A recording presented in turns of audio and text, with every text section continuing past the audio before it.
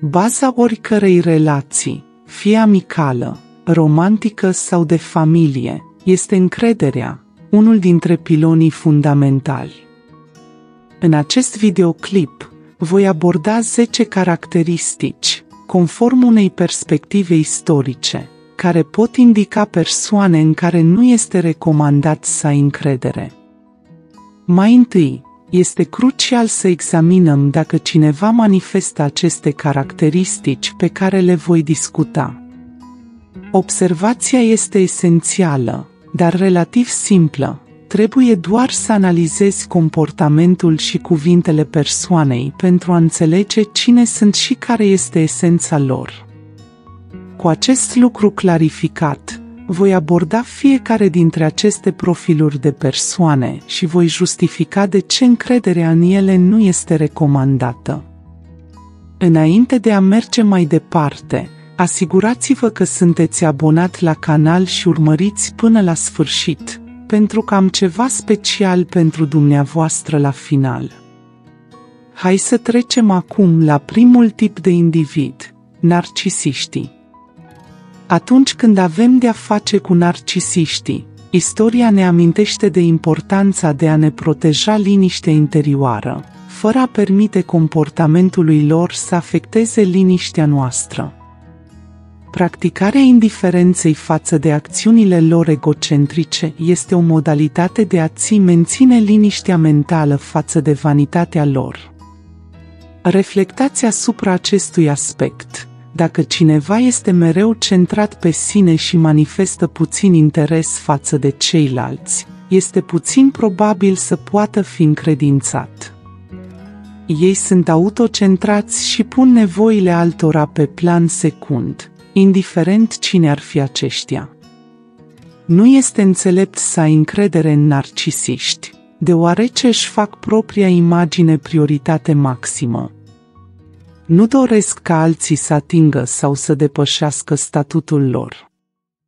Sunt indivizi dispuși să facă orice pentru a-și perpetua și admira neîncetat propria imagine. Acest comportament compulsiv de laudă și adorație de sine este periculos, deoarece este imposibil de prevăzut până unde sunt dispuși să meargă.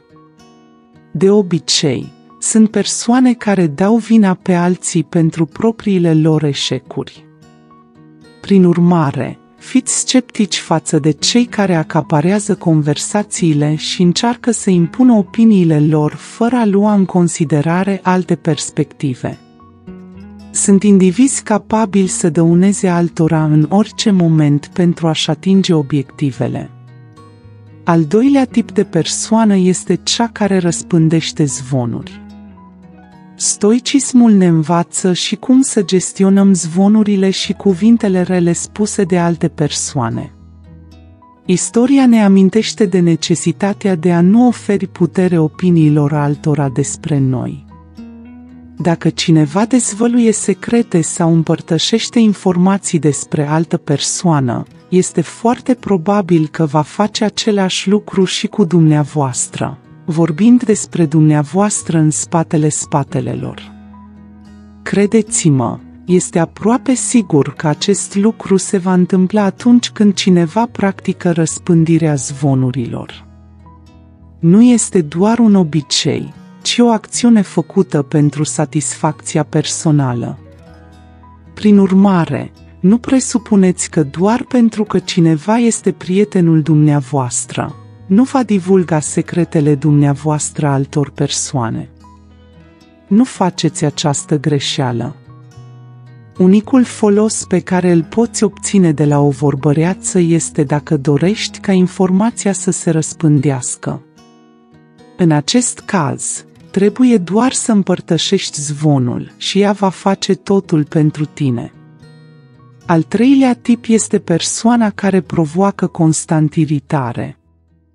Când vine vorba de a trata persoanele iritante sau manipulate, stoicismul ne învață să practicăm autoreflecția. În loc să reacționăm emoțional, putem face o pauză și să reflectăm asupra felului în care percepțiile și reacțiile noastre influențează situația. Este înțeles când treci printr-un moment dificil în viața ta și îți pierzi ușor răbdarea cu cineva, nu din cauza persoanei, ci din cauza stresului zilnic cu care te confrunți. Situația este cu totul diferită atunci când ești mai calm, dar rămâi constant iritat în prezența unei anumite persoane. Dacă acea persoană reușește să te irite în mod constant, este pentru că te provoacă subtil, lansând idei care te confundă și hrănesc îndoielile treptat, în doze mici, astfel încât să nu realizezi pe deplin jocurile emoționale și psihologice care sunt folosite. Credeți-mă, oamenii care acționează în acest fel o fac pur și simplu pentru satisfacția personală. Prin urmare, fii atent la aceste jocuri subtile, pentru că dacă o persoană reușește să te irite tot timpul, este pentru că te ciupește cu gesturi și cuvinte și nici nu îți dai seama. Al patrulea tip este cel al indecișilor. În ceea ce privește persoanele indecise, stoicismul ne îndeamnă să ne concentrăm asupra a ceea ce putem controla, propriile noastre decizii și acțiuni. Este ușor de înțeles de ce acești oameni nu sunt de încredere. Cum să ai încredere în cineva care este constant tentant cu privire la calea de urmat? Dacă nici măcar nu pot stabili o direcție pentru propriile lor vieți, cum putem avea încredere în ei? Mai mult, sunt complet imprevizibili, deoarece nu știm exact care vor fi deciziile lor, dată fiind lipsa de consecvență în personalitățile lor în formare. Există persoane indecise, pentru că le lipsește hotărârea fermă de a acționa și de a alege o direcție clară. Vorbind sincer, să ai încredere în cineva așa este asemănător cu a încredința un cuțit unui copil. Nu poți prezice acțiunile lor în absența ta. Al cincilea tip acoperă oamenii falși.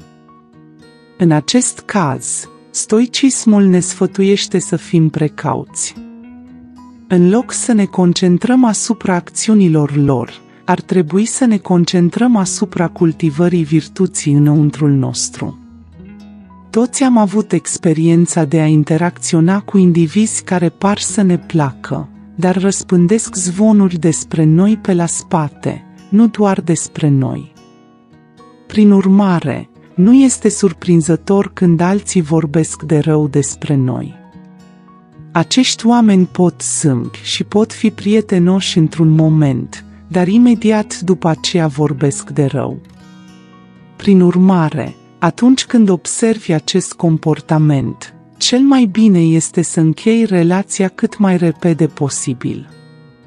Nu permite să-ți manipuleze emoțiile. Al șaselea grup cuprinde persoanele care se implică constant în probleme. Istoricul ne încurajează să ne asumăm responsabilitatea pentru deciziile și emoțiile noastre, în loc să dăm vina pe noroc sau circumstanțe.